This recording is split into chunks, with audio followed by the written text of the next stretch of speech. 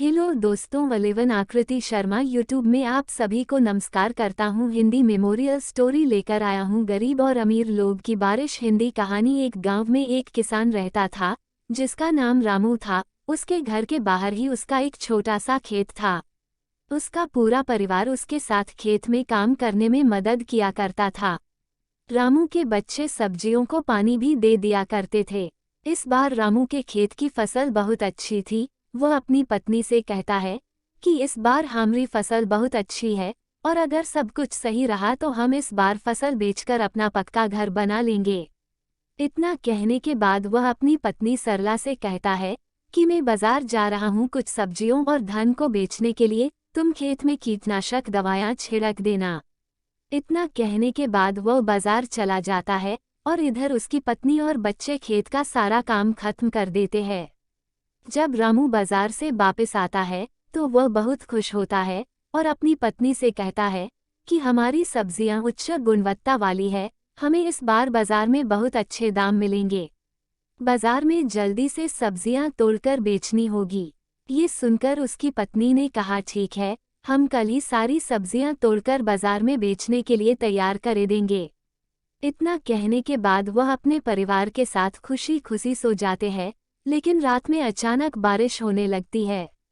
बारिश होने की वजह से रामू बहुत दुखी होता है और वह अपनी पत्नी को उठाता है और कहता है, सरला ये देखो कितनी तेज बारिश हो रही है। इस सरला भी बहुत दुखी हो जाती है और वह कहती है, हे भगवान, हमारी फसल का क्या होगा।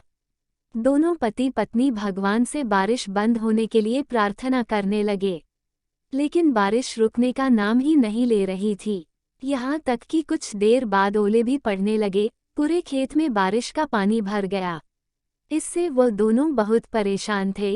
रामू ने कहा, सरला, बारिश का पानी बढ़ता जा रहा है, धीरे यह पानी हमारे घर में भी भरने लगेगा और हवा की वजह से हमारे घर का छप्पर भी टूटने लगा है। दोनों बहुत परेशान थे। किसी को कुछ समझ नहीं आ रहा था कि ऐसी परेशानी में उन्हें क्या करना चाहिए। सरला ने अपने दोनों बच्चों को उठाया और अपने पति के साथ किसी सुरक्षित स्थान पर जाने का फैसला किया। जब वह अपने घर से निकले तो देखा पहले से ही बारिश के पानी की वजह से कई घर टूट चुके थे। पूरे गांव में पानी भर चुका था और गांव के अन्य लोग भी अपना सामान सर पर रखकर गांव से निकल रहे थे। पूरा गांव दुखी था। सभी एक दूसरे की मदद कर रहे हैं।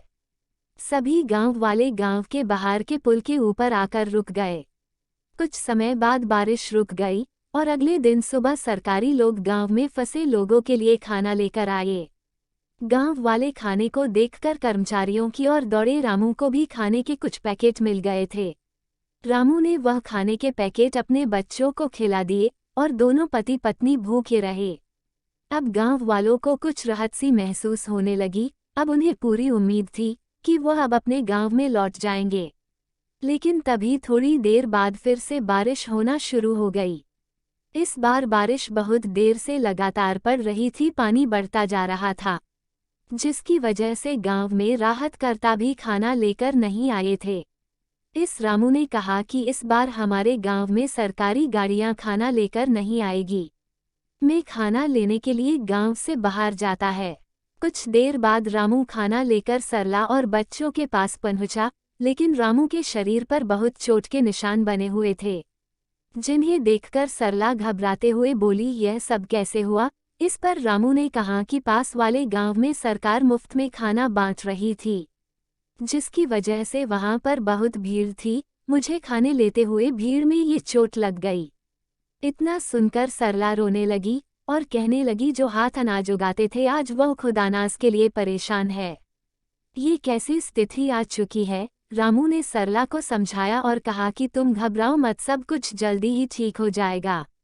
इसके बाद रामू ने अपने बच्चों को खाना दिया, लेकिन बच्चों ने कहा, आप भी इसमें से हमारे साथ खाना खाए, क्योंकि आप दोनों ने कल से कुछ भी नहीं खाया है।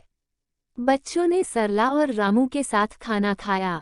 ये देखकर सभी को बहुत अच्छा लगा। सभी का हंसता खेलता परिवार पूरी तरह से परेशान था।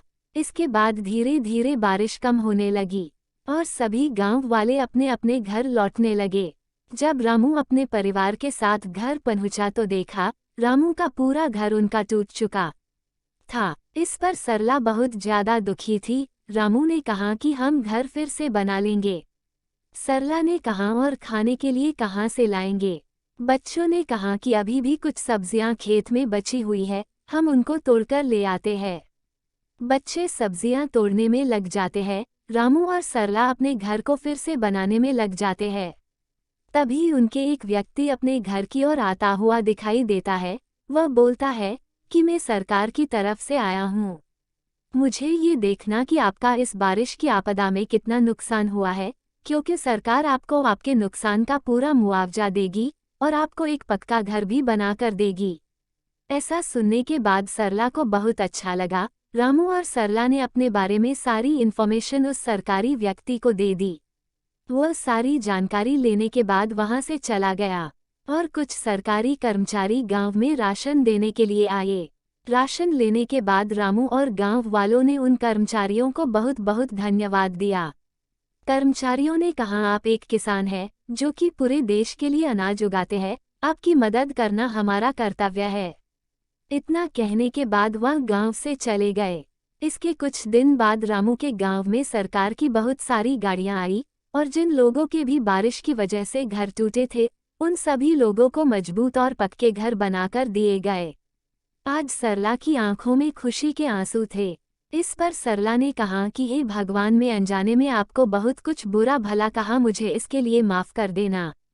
भगवान को धन्यवाद कहते हुए वह बहुत खुश हुई। रामू के परिवार को अंत में पक्का मकान भी मिल गया और आर्थिक मदद भी मिल गई। इसके बाद उन्होंने फिर से फसल उगाई। हालांकि बारिश का कहर रामू और पूरे गांव वालों पर बहुत वर्षा, लेकिन अंत में सब कुछ ठीक हो गया और सभी गांव वाले बहुत खुश थे। इस कहानी से हमें ये शिक्षा मिलती है कि जब आमिर लोग अपने पक्के घरों में बारिश का आनंद लेते हैं, वही एक गरीब किसान अपने खेतों को बचने के लिए भगवान से प्रार्थना करता है। आज भी कई गांव ऐसे हैं जहां पर बारिश के कारण लोगों के घर टूट जाते हैं।